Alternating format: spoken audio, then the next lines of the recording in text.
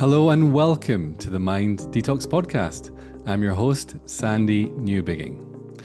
For today's episode, we sit down and have a fascinating conversation with philosopher Tim Freke. Tim is the author of 35 books, and he's been included in the top 100 most spiritually influential living people, and he certainly lives up to his reputation. We talk about the pros and cons, the strengths and weaknesses of today's world and of spirituality. And he goes on to share his vision of what he believes is the kind of spirituality and even God that we need today. Listen with open mind. You'll see me challenging him and finding it hard to get my head around a few of the things he was inviting us to consider. But I think you'll find it an interesting conversation and one that can open up a whole new world for you. So without further ado, let's get into this fascinating conversation with the brilliant Tim Freke.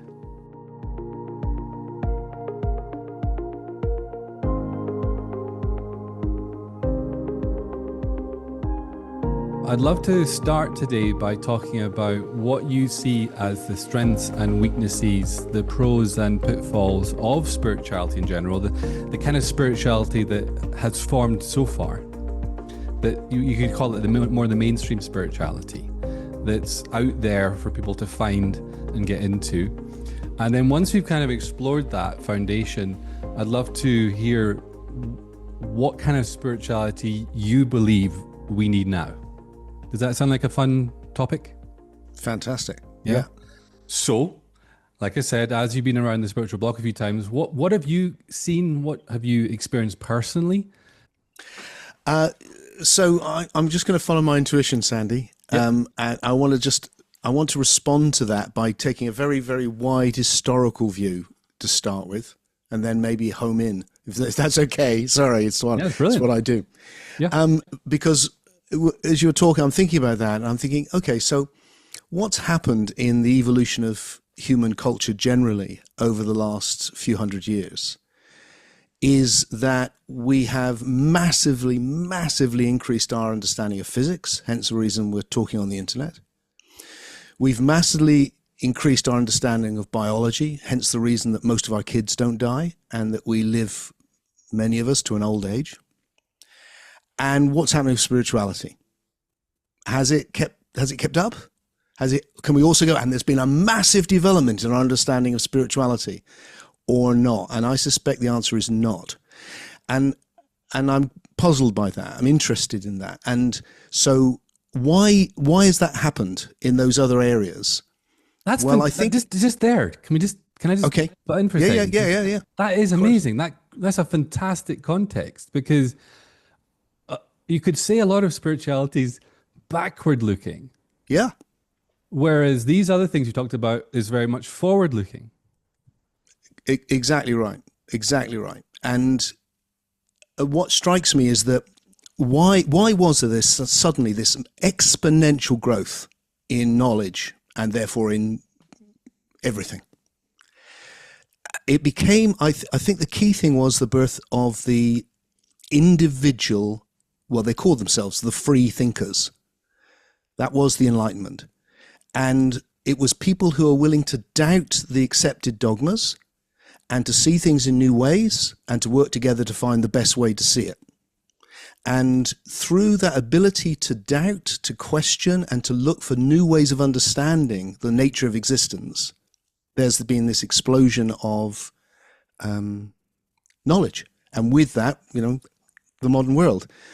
And what strikes me is exactly what you said. Spirituality hasn't done that. Now, it has, I think, individuated, which is good. I think spirituality used to be just collective. That was religion. It has individuated. Now everyone's got their own, and that's not a bad thing. And there's a million different things you can do and try and ways you can think, and that's not a bad thing. But where it's not kept up is with the ability to deeply question and to work together rather than just as disparate individuals to go, look, we're trying to find the truth together. And to do that, we have to question each other and not live in little ghettos, cults, little groups that never actually engage with each other. And it always struck me when I was doing the circuit a lot at conferences and things like that, spiritual conferences, that the people in the crowd were really open and engaging and questioning things, but the teachers really weren't. They each had their own thing, which they were pushing, and that was it. And I have been forced through my own evolutionary journey you said I've written 35 books, 8-10 years ago, maybe now. I thought 34 of them are predicated on ideas that I now think are mistaken. And that's like, it's kind of professional suicide for anyone to go, yeah, I've built up this reputation for having these ideas and I think they're wrong. And, but it's also the most exciting thing I've ever done. So I think that's the wider context. And then when I look at, I live in Glastonbury. I don't know how many people have been to Glastonbury. A few of you have been, I expect. You haven't been yet? Okay. Well, it's a crazy great little town full of the best and the worst of spirituality. And the good side of it is it's really open and accepting. And the bad side of it is it's really a bit nuts and not very deeply questioning. So what I see is that. I was taught in my cult to stop questioning, or I was encouraged to. I couldn't stop that. For me, questioning is like trying to put my finger on a hose pipe and it just wants to keep coming anyway, right? But that's why I probably didn't fit in very much and I was seen as unsurrendered. But all I was really doing is asking questions. And how can spirituality move forward without asking questions? I was constantly told that I was just in my ego to ask that. Who cares really? It's just the mind. And kind of undermining the psyche. And you have quite a few things to say about the psyche. Can you start a bit there? Yeah, well, I think, the word psyche is just the Greek word for the Germanic word soul. They mean the same thing. And they're both referring, I think, to something obvious. That's how I see it, which is everyone is experiencing two things right now. They're experiencing the sensory world and they're experiencing an imaginal world. And we're always, that's what we experience all day. Those two, that's the body and the soul. It's not a matter of contention. It's the blimmin' obvious. You experience those two things. And spirituality has always been about the psyche or the soul. That's the spiritual domain. And to me, it's like the most interesting level of this reality. So we really need to understand it. We need to understand how it fits with the other levels. And it's like what you experience in your cult. I experienced it in the cult I was in when I was in my 20s. And really, it's a technique that's been used by religion forever to hold things together. It's dogma. You don't question. If you question, questioning is of the devil. It's like the devil will come in and make you ask questions. And that is how all of these closed systems, as Sandy said, we had a conversation, which was lovely because we haven't connected for a long time and I love him to bits. It was it's not just in religion or spirituality that you see this, it's everywhere. And I think the wider issue is closed systems. So we're all ideating, we're all different, we're all sensing and making sense of the world on all these levels. And we do that with categories. The name for those categories is ideas. And then we put them into narratives, which tells us stories about what this is. If you have a closed system, you can't see that you're doing that. You just think it's the way the world is, but it's not the way the world is. It's the way that you are in relationship to the world. And so the ability to stand back and reflect and question and see how you're doing that, that's one of the most important things a human being can do.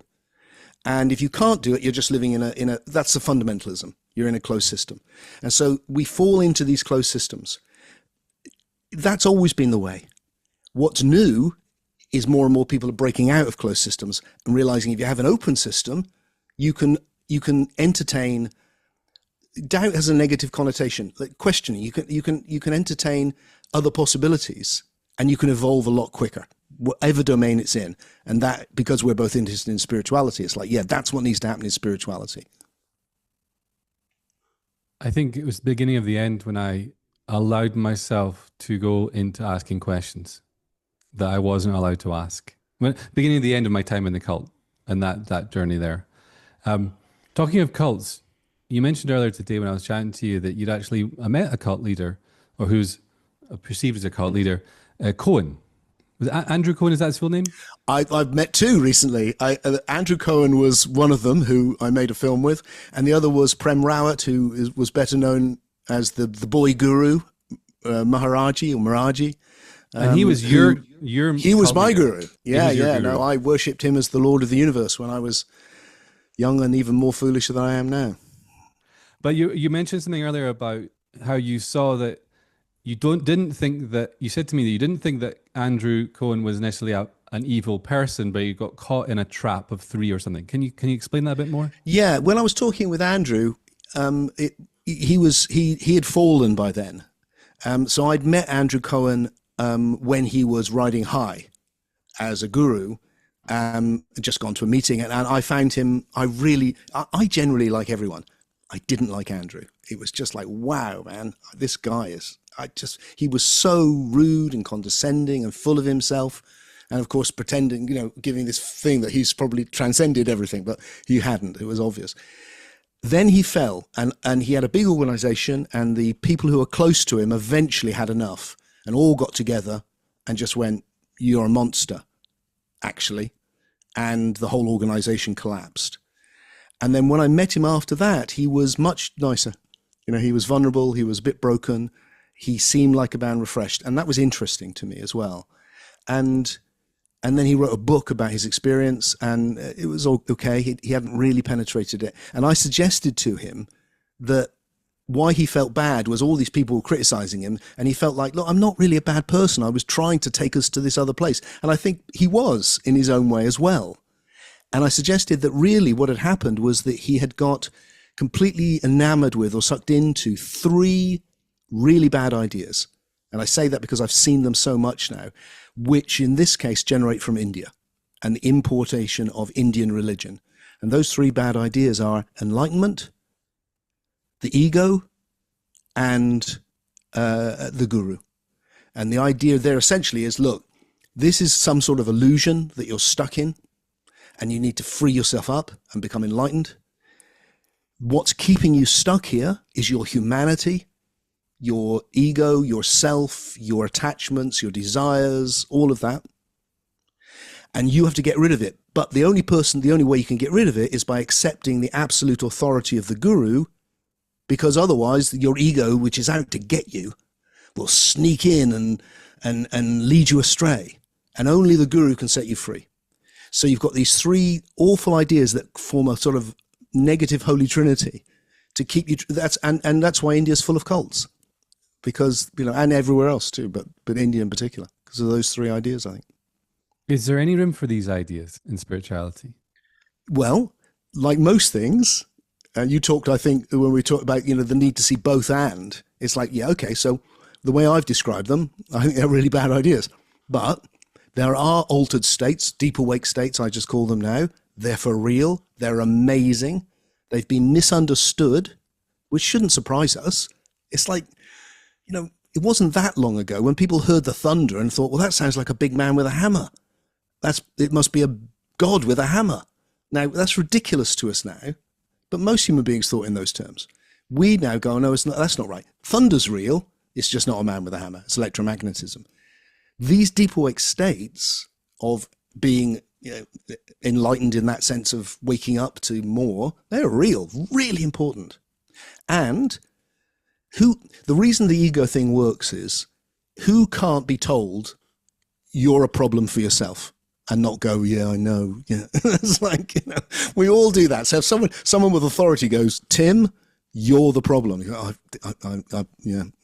I know, that's right. So and there's some truth in that, because there's all there's part of Tim which is growing further, and there's other part of Tim which needs to be reworked and to evolve. So that's true as well. And then the guru, it's like learning from someone with experience is a really good idea. If you want to learn how to be a plumber, go and ask someone who's been a plumber for 40 years, because they'll tell you. And the same with spirituality. The mistake with the guru is authority. That somehow you're listening to me, and rather than listening to Tim where you can go, I like what he said then, not sure about that, I'll have to think about that, or I think he's wrong there. You can't do that with me because I am perfect. I'm in a state that you can't even dream of. So everything I say has authority, and if you don't see that, that's your ego. That's the problem. So it's how we see those three things. What I saw in spirituality, what I've seen in it is there's a lot of shame involved. From the ego, it loves to be shamed. In other words, it's your fault. And a lot of people, like I do therapy as well, so like they actually have had early life traumas that have created an identity of toxic shame, it's called. And so to be told that you're broken and you're wrong and you need to do X, Y, or Z in order to get more worthy, I guess, of peace or whatever you want, that appeals. It appeals to I've got to go from here and I've got to get to this super version of myself. Do you know what I mean? But it's also interesting in the cult dynamic. The guru is never shamed. He or she is usually the one that's doing the shaming. For example, if you ask a question that's awkward to the conversation that he's trying to convey, the student usually gets shamed for that. Does that make sense? I'm just saying that I've just seen a lot of shame involved. I see it all the time. And then we start doing it to ourselves, and we're like, oh, I should be further along my path. I should have mastered my mind by now. I shouldn't be having these negative emotions by now. I've been doing this for months or years or whatever.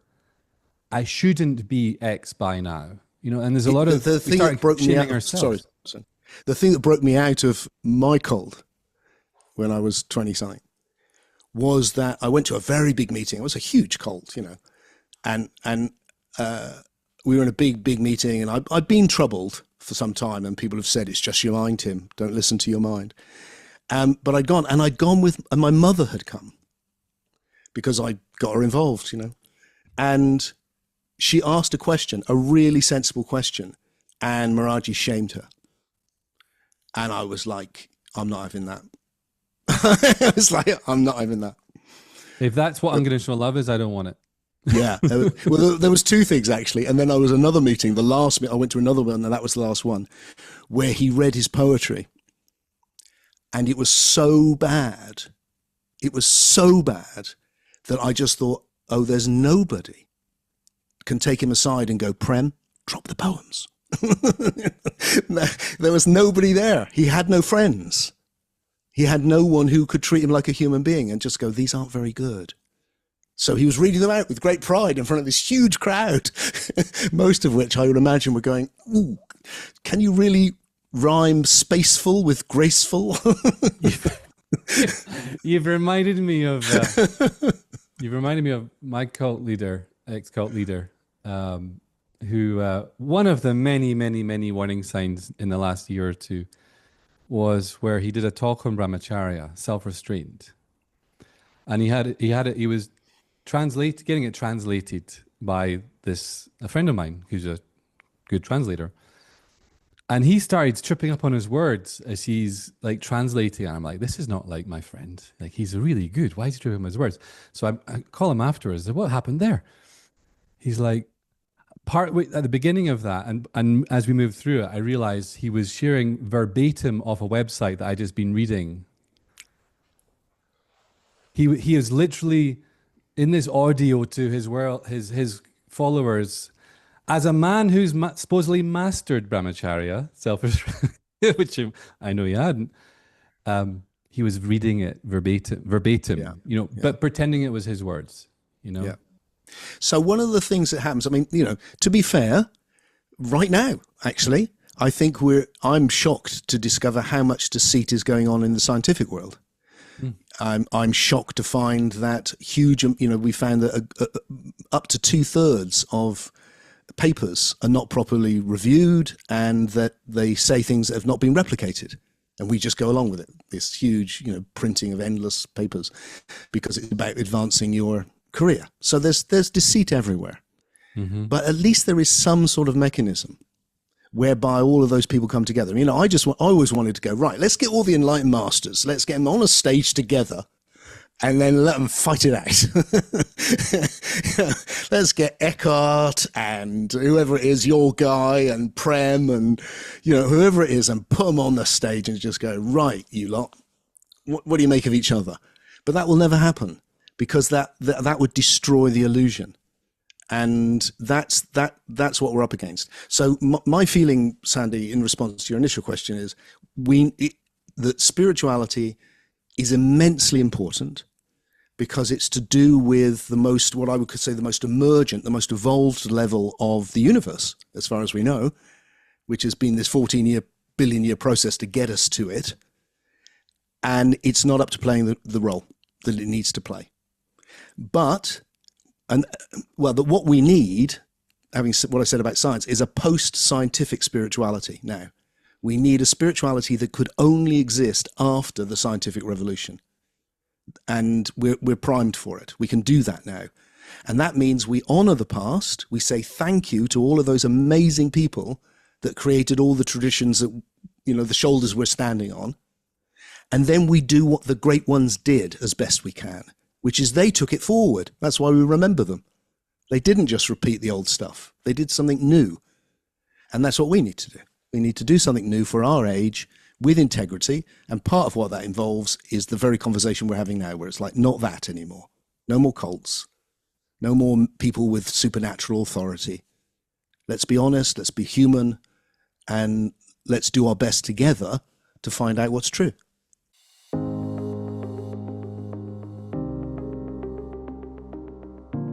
And I think together is the key, because otherwise it's going to come from one source again. I don't think it's meant to come through one nervous system necessarily. It's very high for one person to be wise enough. It's like, that's why there's so many of us working together. We've all got different insights, and we all bring something different. And the wisdom is to be able to cooperate enough to do that. It's not just being nice. I'm not saying that.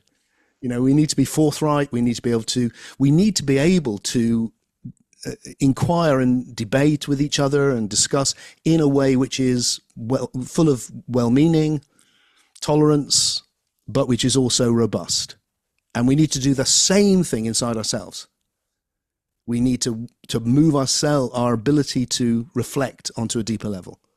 And that's the next challenge, or one of them. Okay, great. Well, I'm definitely, I've been wanting to bring through this new form of spirituality myself. Having been humbled in the cult, but also, to seen a lot that I couldn't have seen without it, and with a hunger to actually have something that's a bit more healthy and empowering and fun, etc. It's also a very big cake to try to bake them myself. So it's lovely to have these conversations. Do you know what I mean?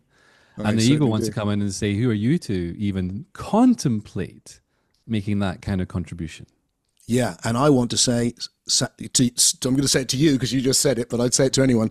I want to say, Sandy, that's not your ego saying that. That is like, or what, I don't know what that word even means anymore. That is the same. I have the same thing. When I saw Ram Dass, who I loved because he was so human. He followed a guru, but he himself was like, oh, you wouldn't believe my problems or my faults and all. So I could relate to him. And I saw him when I was 22 or something, quite young.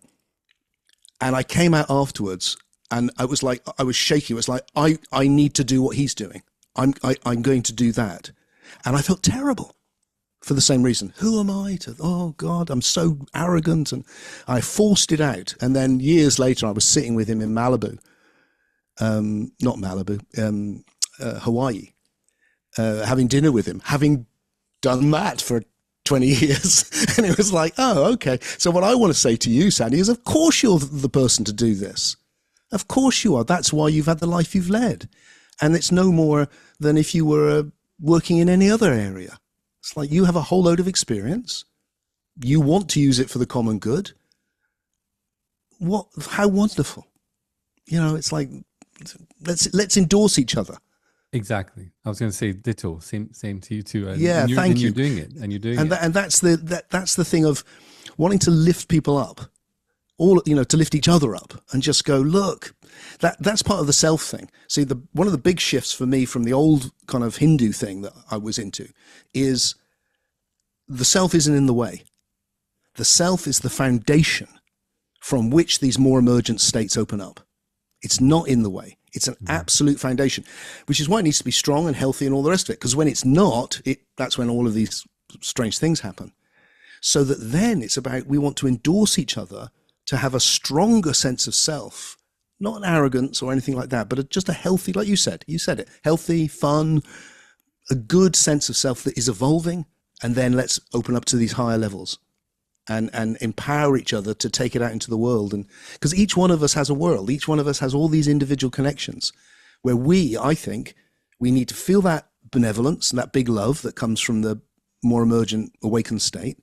And then it's our responsibility to respond where we can respond, which is to have the wisdom to be able to bring it into the world where we are. And that's hard. To being wise, I think, is really hard. But we work together. That's why I love you've got a lovely little group of beautiful people here who you come together to get wiser. That's why you come. And fantastic. You mentioned states there, and I just, as I bring the conversation, part one of the conversation about the pros and cons of spirituality to a close, one of the things I saw was the people in my path were very much about stillness, silence, and I felt that was the only truth, and that was the only state to be aiming to experience at all times. And I felt they kind of put enlightenment into us a box of a state. Have you noticed people chasing states in spirituality a lot? Yeah, certainly trying to. I mean, I'm reminded when you say that, Sandy, I'm embarrassed, because I'm reminded of, again, my 20s probably, was when I would go to a lot of events. And, you could see what I'm like. I'm excitable and my hands move all over the place. But when I went to those events, it'd be like, hello, yes.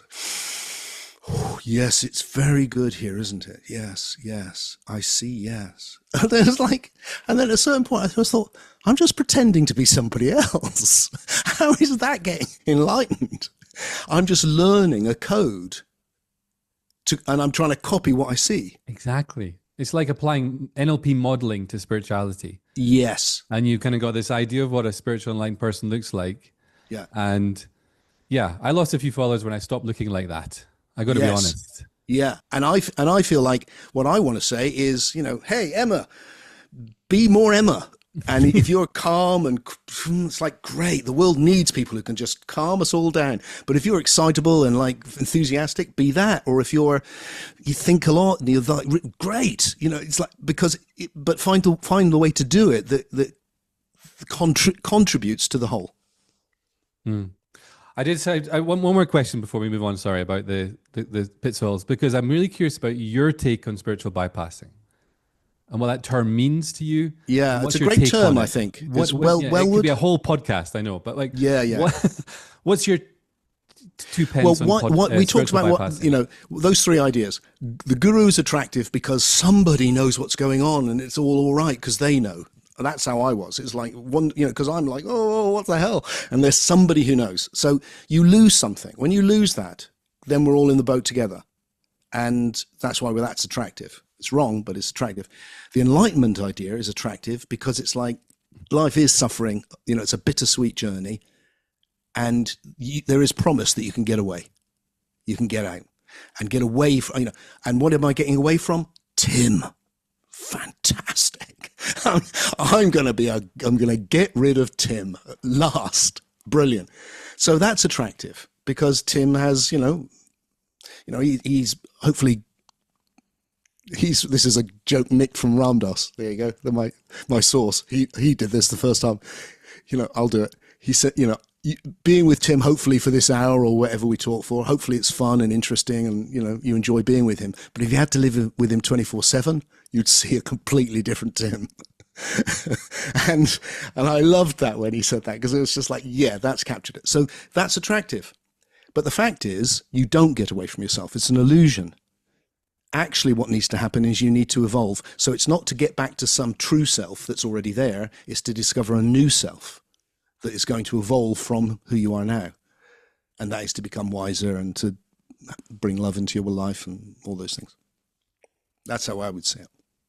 And spiritual bypassing can become a bit of a prison as well, because you're not allowed to feel whatever you're feeling or whatever. You have to bury it, and you end up, it talks to positivity and all that sort of stuff. You know, but it's so easy to get involved with it because we want to connect, we want to fit in, we want to be seen as doing well on our spiritual path to our peers who are also there at the meeting or whatever, and we want to be seen as doing well to our guru we've given authority over as to he's going to tell us when we're enlightened, right? So we better start looking bloody enlightened, you know, or whatever.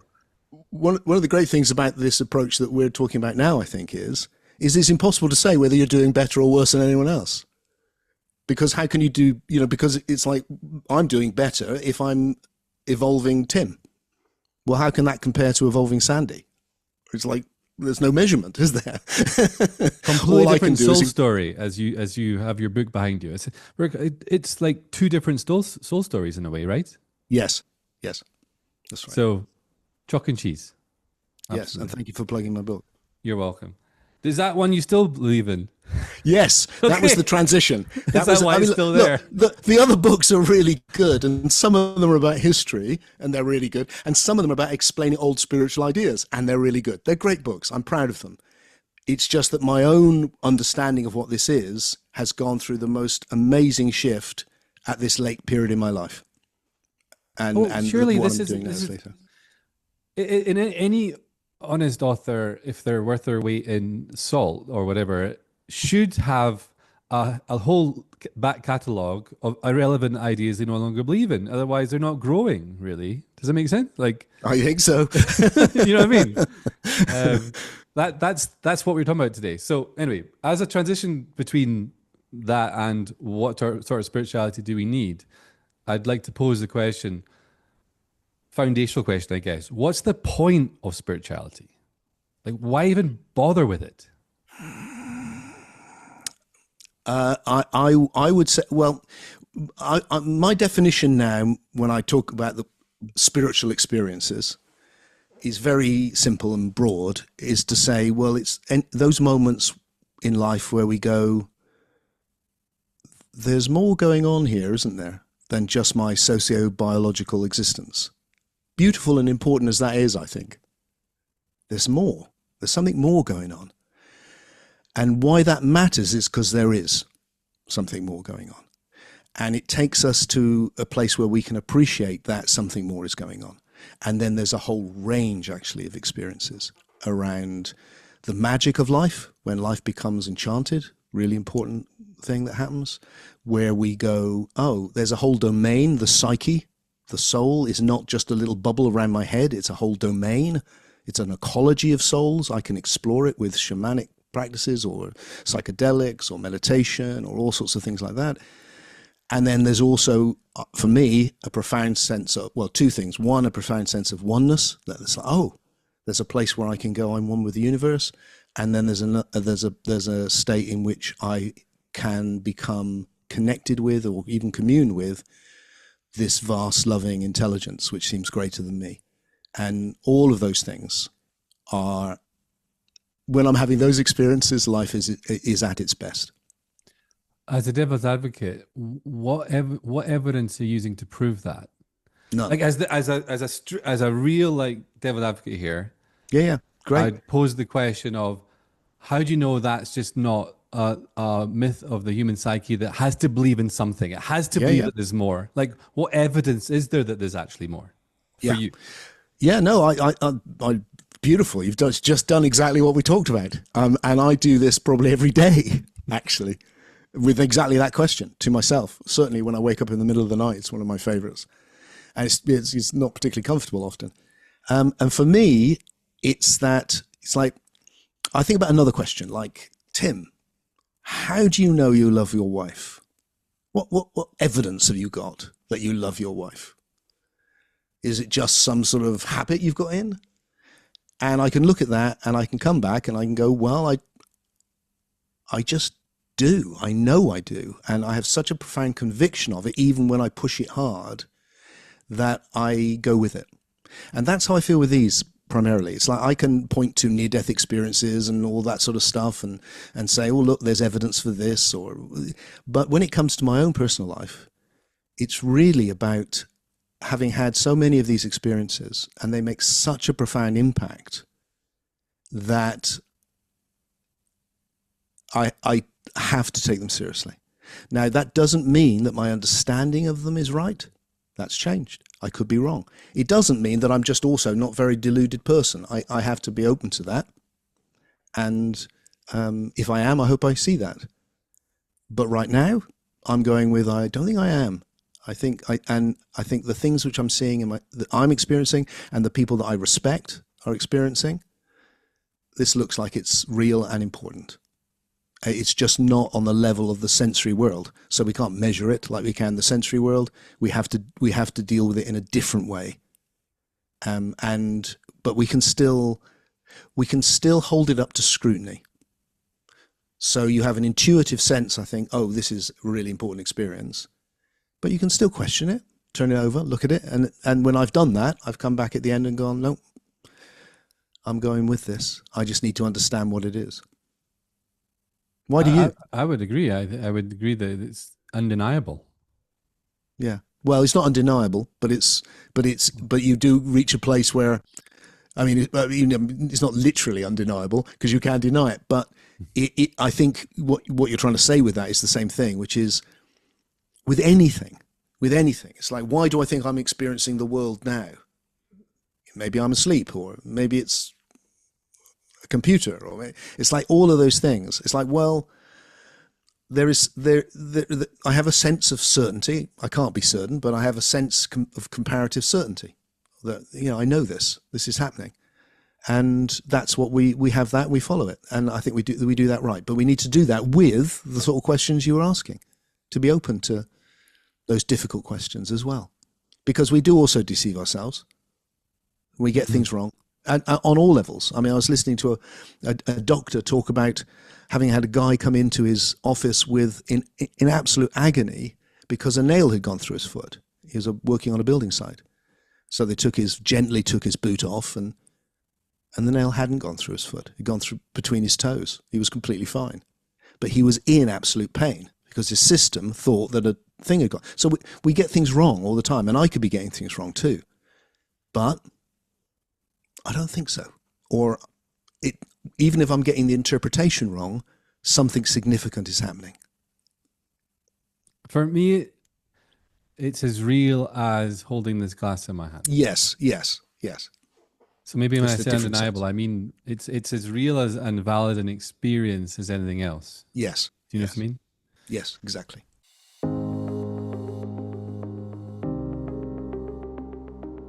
Okay. Exactly.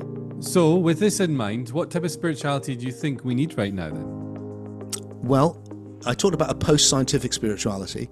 And what I mean by that is one that can fit together with everything else we know about the universe that makes us be able to connect on the internet and blah, blah.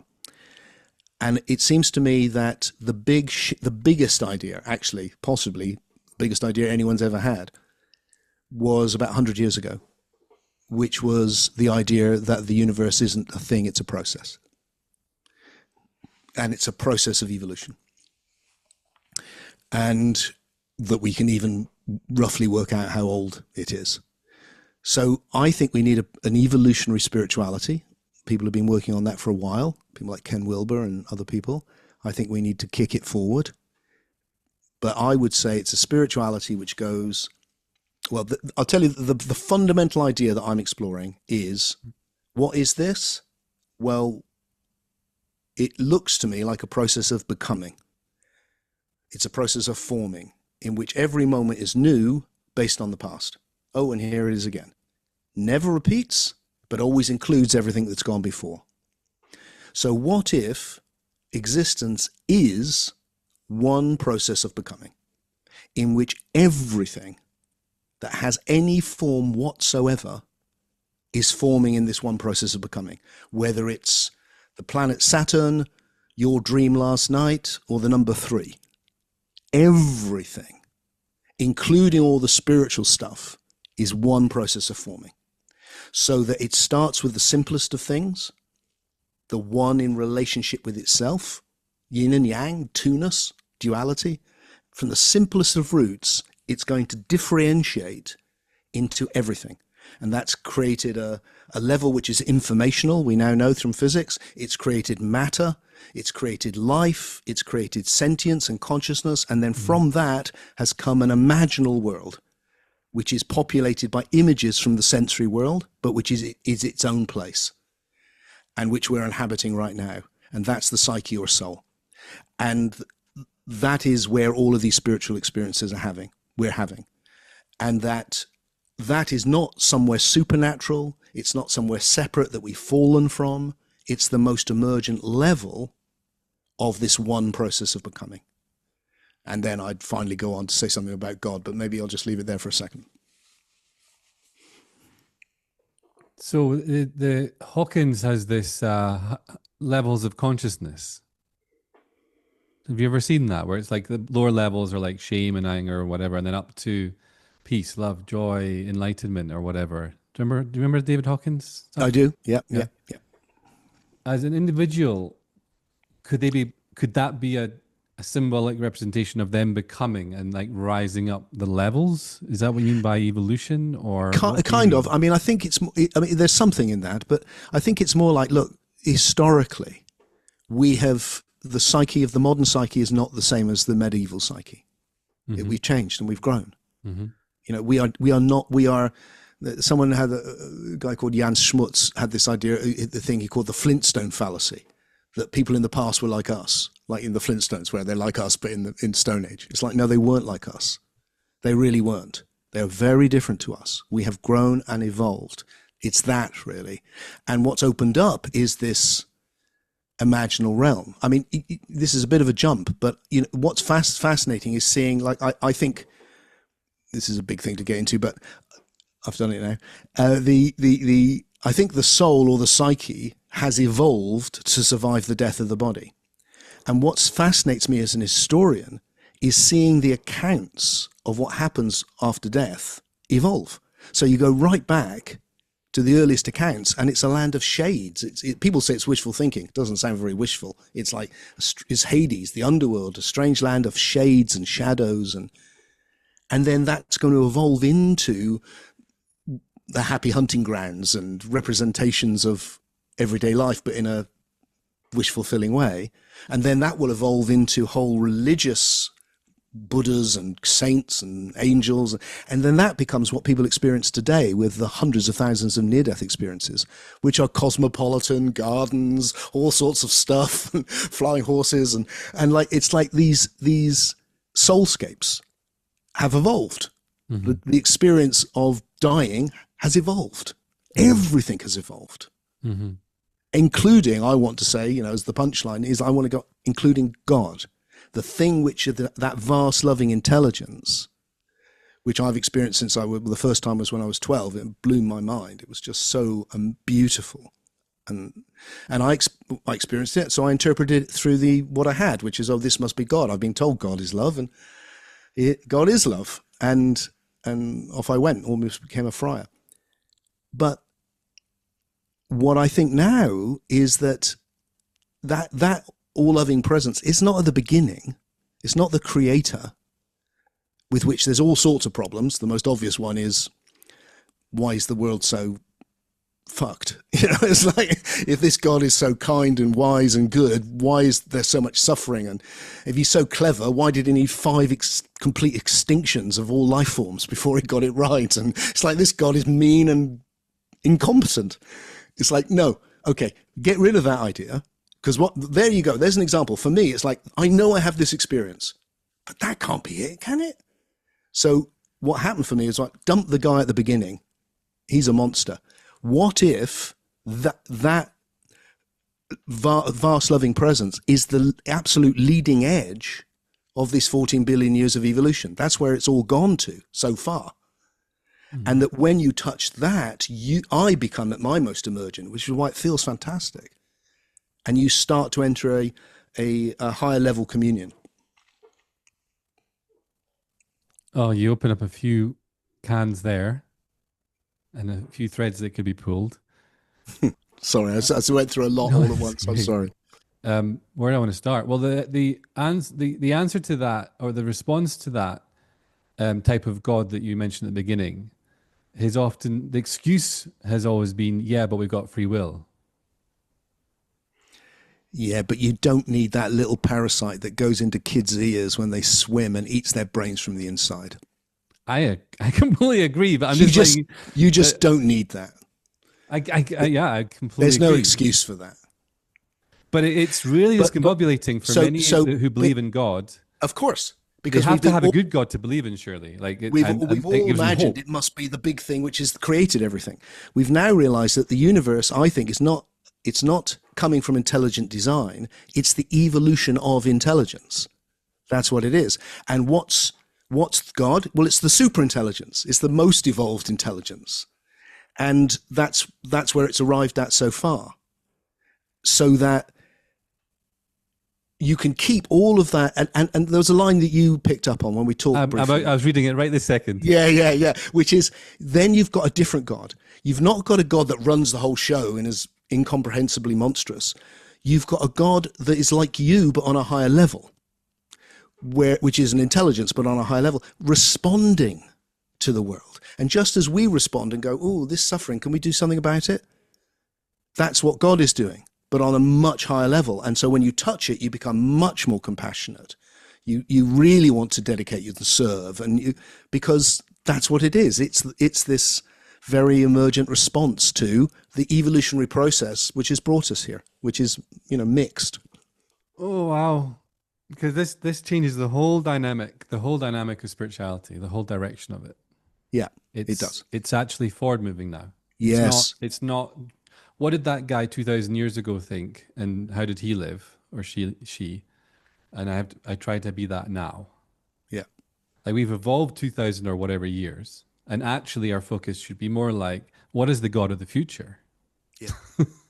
Exactly right. What does the enlightenment of the future look like? What is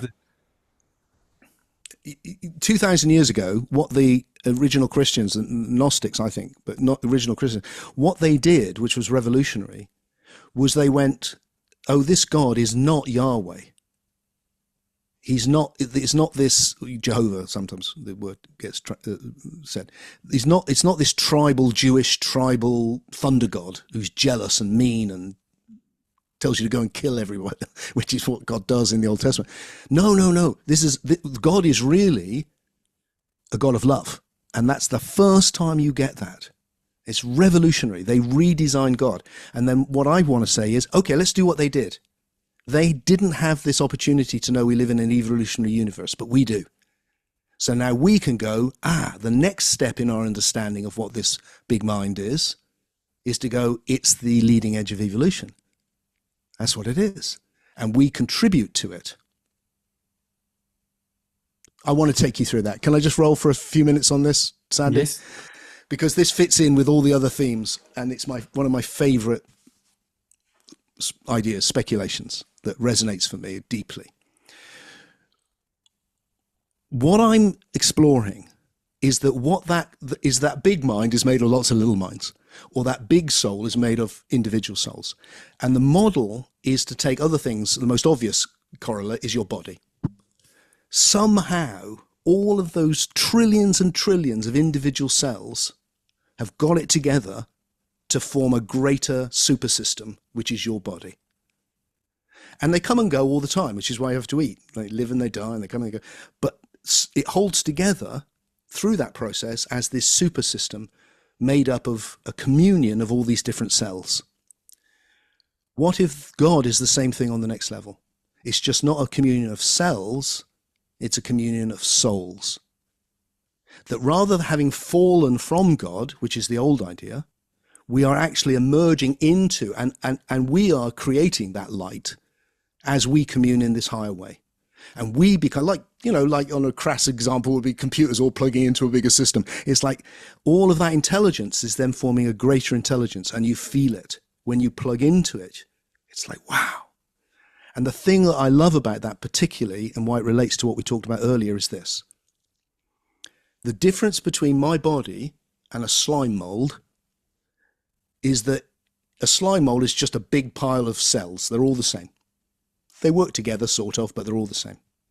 Whereas in my body, all the cells are doing different things. They're all different. They're all individual. I think it's like that with God. I think what makes this super system what it is because we're so different. And it's our individuality, not that's in the way, but it's what we bring to this higher super community. soul. Yeah, we bring it. You bring Sandy. So you're evolving Sandy, and that's great because it's Sandy and your life. But also the spiritual level that's your contribution to the emergence of this beautiful, wise, loving presence, which you can commune with in the most exalted spiritual states. And everyone's life is that. Everyone can not everyone will do that straight away, and we're all learning, but that potential is there. And that is really, I think, endorses the individual so much.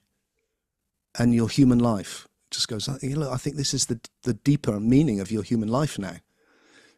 That's where it's led to. And you're talking, referring to unividualism, right? At the moment? So I've called the philosophy unividualism because I had this idea of the unividual, which is to go, look, I think human beings have evolved a lot. So what's the next step? Well, I talked about the latest step at the beginning of going, look, we were all very collective. Everyone thought the same. And then we become individual. And that's super creative. And we've arrived at the individual. We're still working on it, but we're much more there than we've ever been.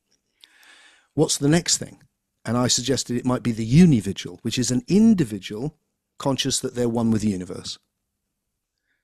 So they have an individual conscious of unity with the universe.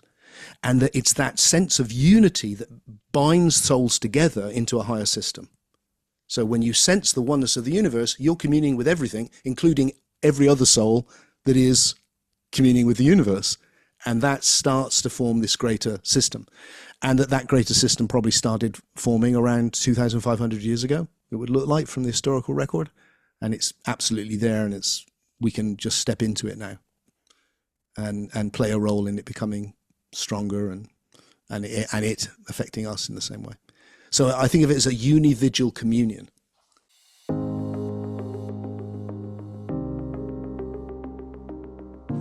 Where does meditation sit within this for you? Well, I think what consciousness is the ability to focus. So I'm aware that I'm conscious of whatever I focus on. Like I'm focusing on you right now. Now I'm focusing on Jill.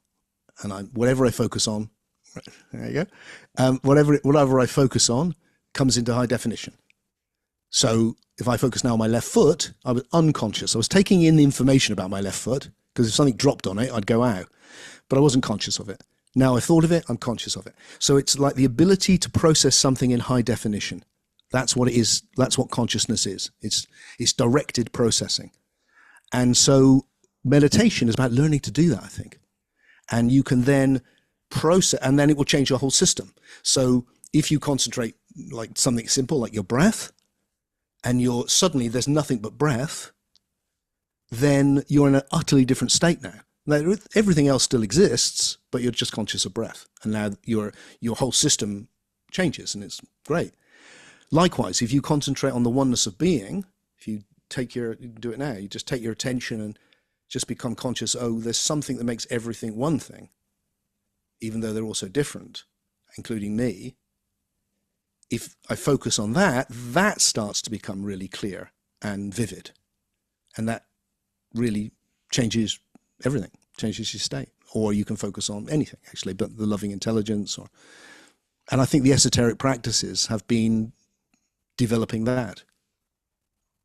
I mean, I think I know I still stand by my experience, and it may evolve, but like I have found that it is far easier to experience these higher states of consciousness that you're referring to, and in a unividual way as well, like being individual and conscious of that, by not having such a busy mind, for example.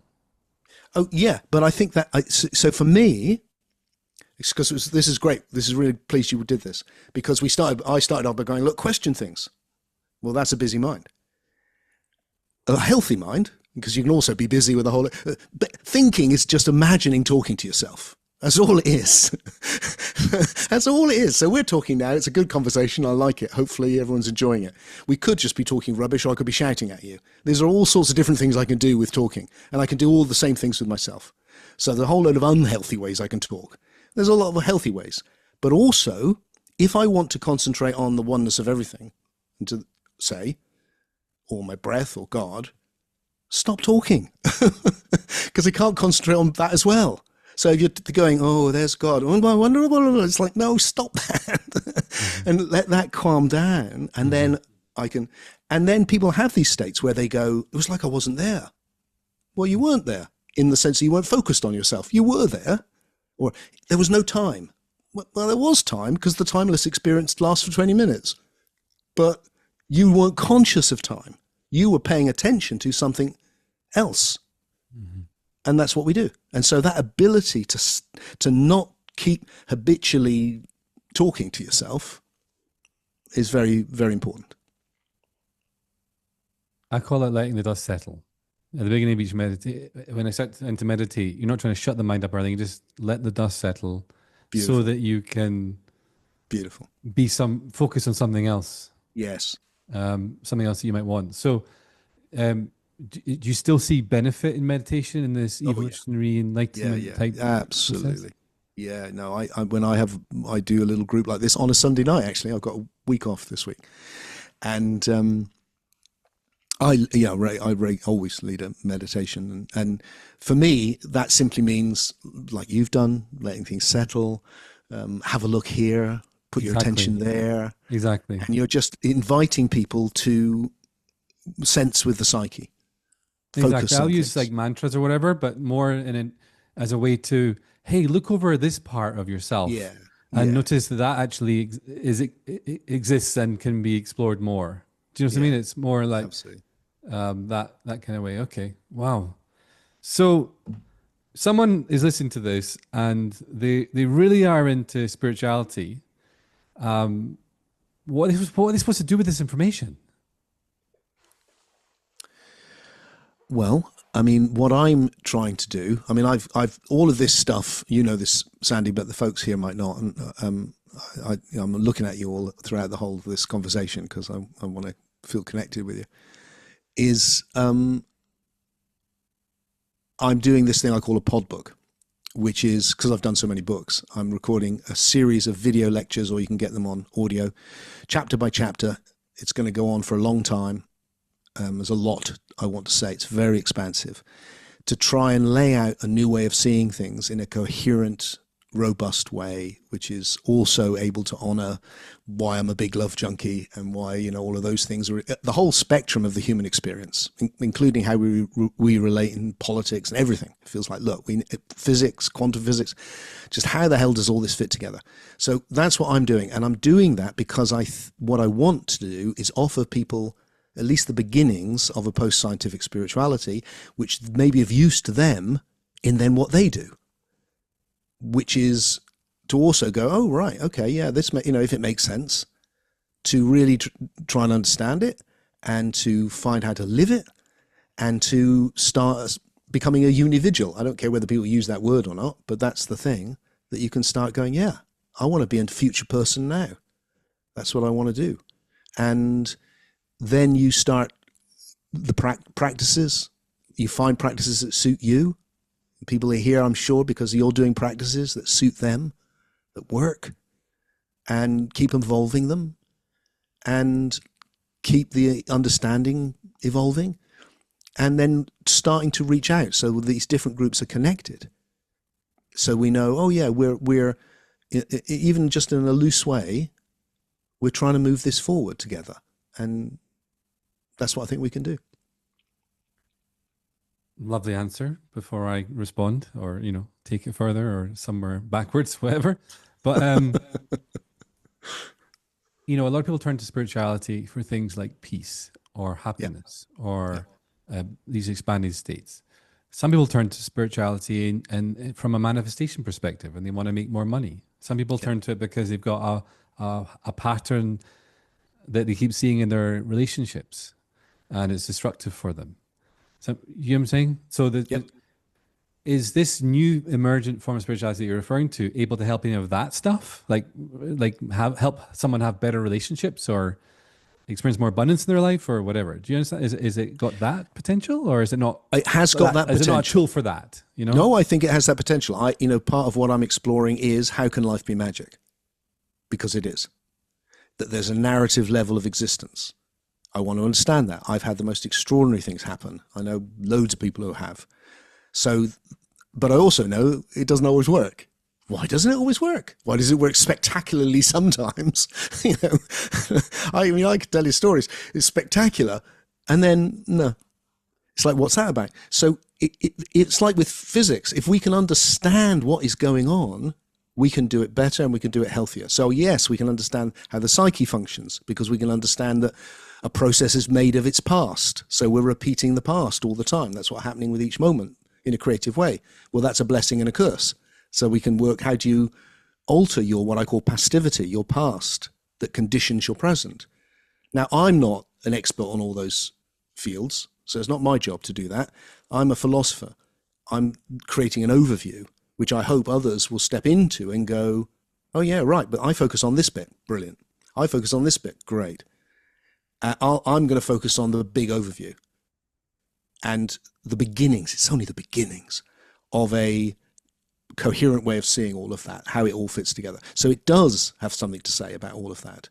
And it goes to all those people, on top of which, all those things you're talking about, great.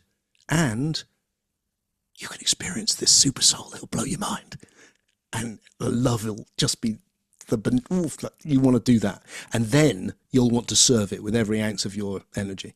You'll just want to serve it because it feels so good to serve. And it's not like serve isn't even a bad word. Collaborate with is. That's a great way of putting it. Collaborate. Yeah.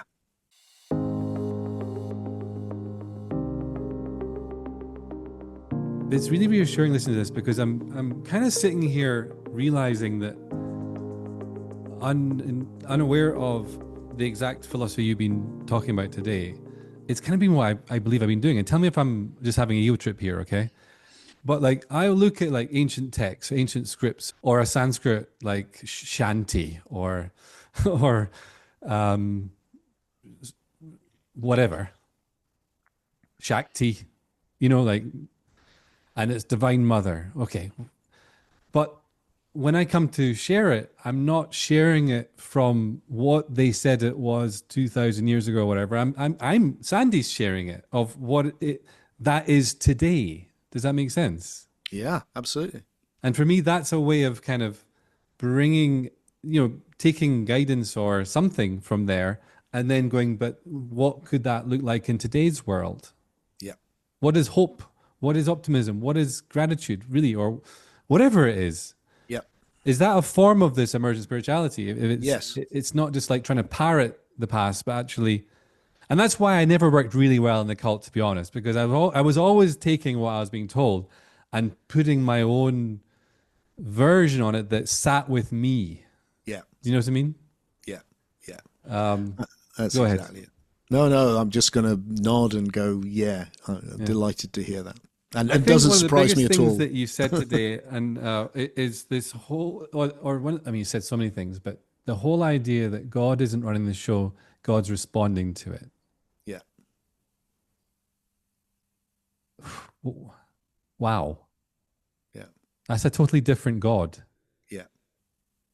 So it's not like God's at creation at the beginning. In the beginning, the Word was the Word, and the Word was God. Well, God was there, but a different God is what I'm hearing.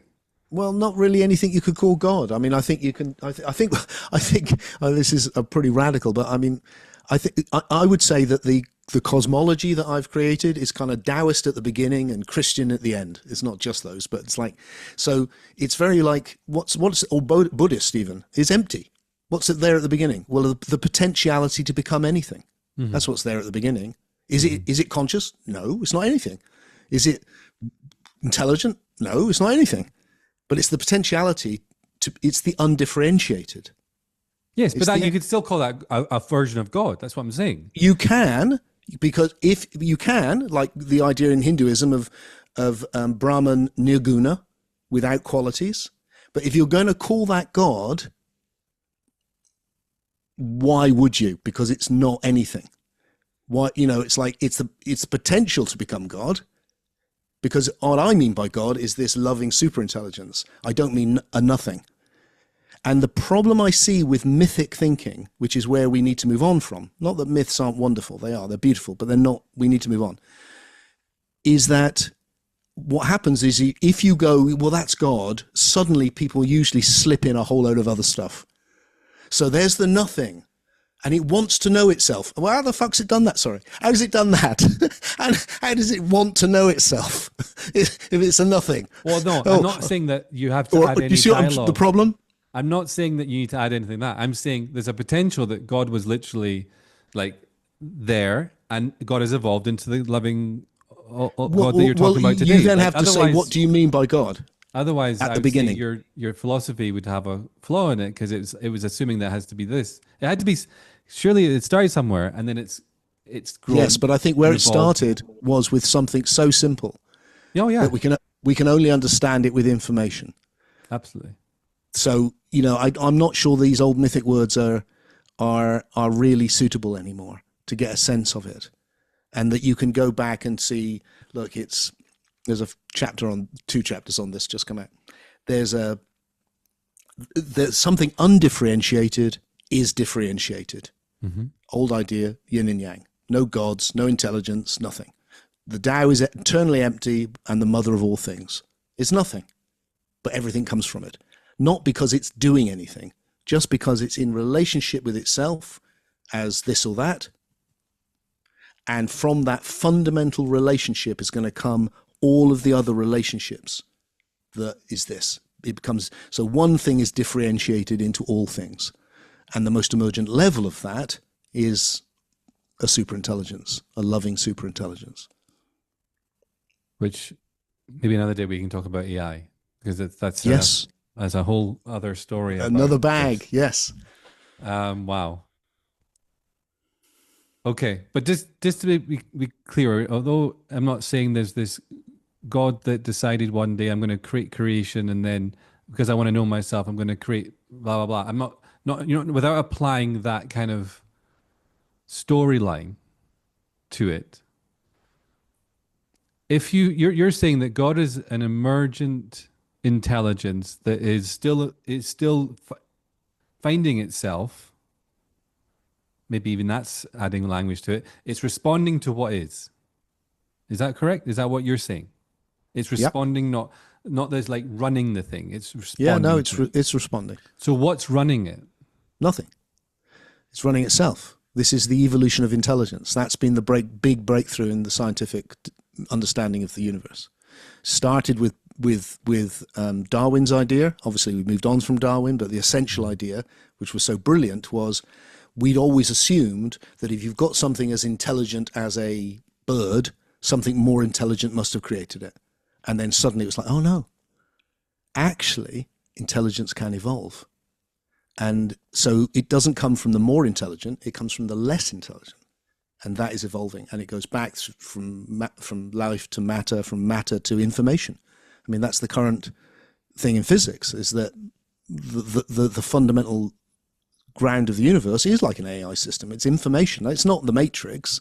It's not actually bits of computer or anything, but it's what we study with mathematics. It's informational. And the most obvious one is two-ness, one in relationship as two. And then from that, all information. And that's got a great resonance with insights of well, the whole thing is Pythagorean. This is what the thing that Pythagoras was pointing towards 2,500 more years ago. So it's got resonances, but it's what we've come to understand now. So that there's a big shift there. But you can call it, if you can call it spirit if you want. If you mean essence, S-A to be, it's being. What can you say about it? What quality does it have? It exists. That's it. And then I look around now and I go, well, what makes all of this one? What's the quality, given how different everything is, what's the quality that makes everything one? And I think it's being. There's a one field of being in which everything is arising, or it's arising as everything. So that oneness of undifferentiated being is me and is you. And when I'm conscious of my being, which is that undifferentiated being, I'm conscious that my being and your being is the same, even though as human beings we're not the same. And that's where you enter that individual communion of oneness with everything. This being emptiness, for me, that's like before the arising of space-time, matter, and consciousness. Yes. Yep. All of them. Yeah. Yeah. Before everything. Way before. Before time. Everything.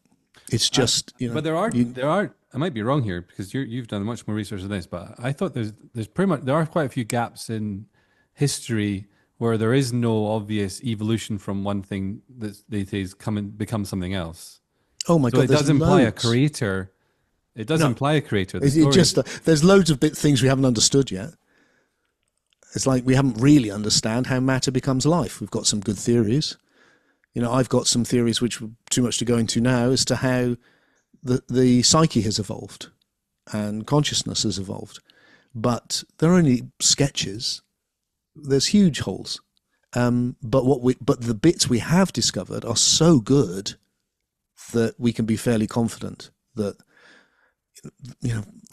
it's 14 billion years ago, after the Big Bang, the universe was pretty much hydrogen. That's it. Bit of helium.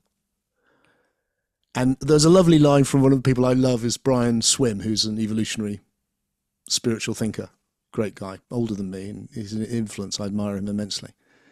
And he said, what have we learned? What we've learned is if you take hydrogen and you wait long enough, it learns to sing opera. Isn't that great? Because that is actually what we've learned. And what's beyond opera? Anyway, what's opera going to turn into? Thank you so much, Tim. Philosopher, 35 books, 34 of which, I'm joking. But I can understand why you're in the top 100 most spiritually influential minds, because it's like you're asking questions and you're encouraging others to ask questions, to challenge their forms of spirituality, challenge what they believe in so that they can be more. And that's what I feel is a hunger for you for more at all times, and an internal curiosity until probably your last breath, probably beyond, actually. There'll be a curiosity. That seems to be what's common and then the denominator in your life. Would you agree that curiosity serves you? I would agree with that completely. Well, thank you so much for this conversation. Is there anyone you add or ask or anything? Oh, not ask, but add that you haven't said? Me? Yeah, is there anything? No. I'd love to chat with the folks, and it's been a delight. I knew it would be. It's lovely to reconnect with you. It's really lovely, and I'm so pleased to hear what you're up to and the way that your evolution has gone. And couldn't be more delighted. It gets a lot less black and white. That's what I've found. As it evolves, it becomes a lot less black and white. Per se, which is exciting. Yeah. Please check out your pod book, available now on YouTube. You're several chapters in. Each chapter is about 20 minutes, so it's easy to digest. It's called Why Your Life Really Matters. And it's called that because it is deep philosophy, but I wanted to make it clear that this was not abstract, right? It was about how you see what is happening to you every day and how to understand it in a way that I hope will make it enhance your life massively, I hope. And you also have a community exploring this called? The ICU, the International Community of Unividuals, but it comes down to ICU, and I like that. And you can join that for donation, which is awesome. You can just pay whatever you want. So that's awesome. If you want to explore more with Tim, check out his ICU, which so much in that as well, ICU. So ICU, and it's been lovely to see you. Thanks, Tim.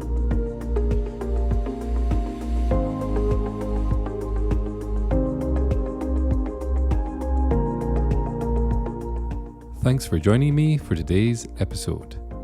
Please like, subscribe, and write a review wherever you happen to be listening. It really does help to support me and this podcast. For more information about my one-to-one sessions, Calm Clan community, books, and academy courses, head over now to minddetox.com.